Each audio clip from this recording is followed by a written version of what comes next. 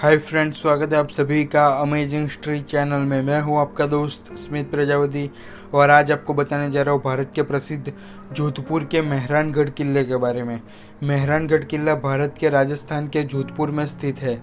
जोधपुर राजस्थान में स्थित मेहरानगढ़ किला भारत के सबसे बड़े किलों में से एक है।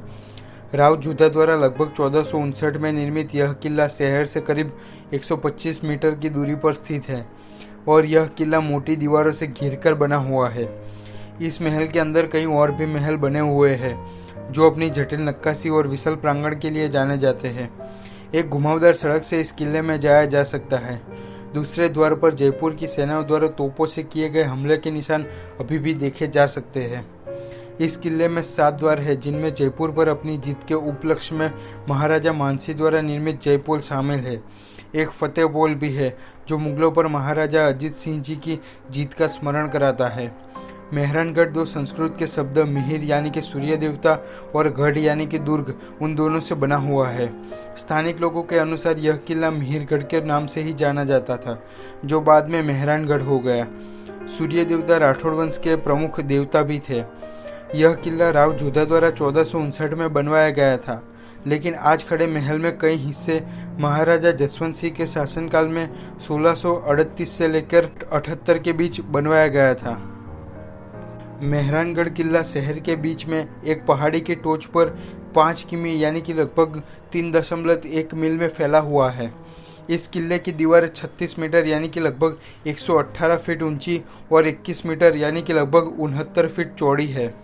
पुराने पारंपरिक समुदाय में से एक खंडवालिया समुदाय को दूसरों के साथ इस किले को बनाने का ज्ञान भी था।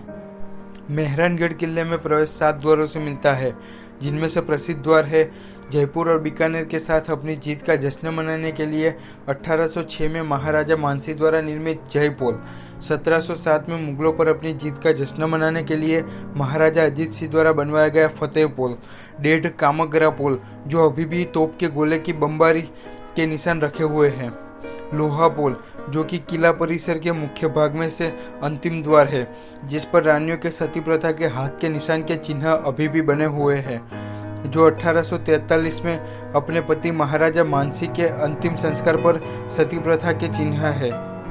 किले के भीतर कई शानदार ढंग से गढ़े हुए और सजे हुए महल है। इनमें मोती महल, फूल महल, शीश महल, सिले खाना और दौलत खाना शामिल है। संग्रहालय की प्रसिद्ध संरचनाएं। हाथी का हावड़ा।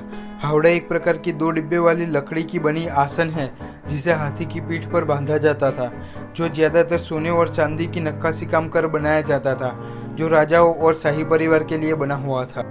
पालकी 20वीं शताब्दी तक शाही महिलाओं के लिए प्रसिद्ध सवारी का साधन था, जो बड़े त्योहारों में शाही परिवार के राजाओं द्वारा भी उपयोग में लिया जाता था। दौलत खाना। मेहरानगढ़ संग्रहालय का खजाना। यह गैलरी भारतीय इतिहास के मुगल काल के ललित और अनुप्रयुक्त कलाओं के सर्वश्रेष्ठ और संरक्षित संग्रहों में से एक को प्रदर्शित करती है, जिसके दौरान जोधपुर के राठौड़ शासकों ने मुगल सम्राटों के साथ घनिष्ठ संबंध बनाए रखे थे। इनमें सम्राट अकबर के अवशेष भी है। शस्त्रशाला। यह गैलरी जोधपुर में हर काल से कवच का एक दुर्लभ संग्रह प्रदर्शित करती है।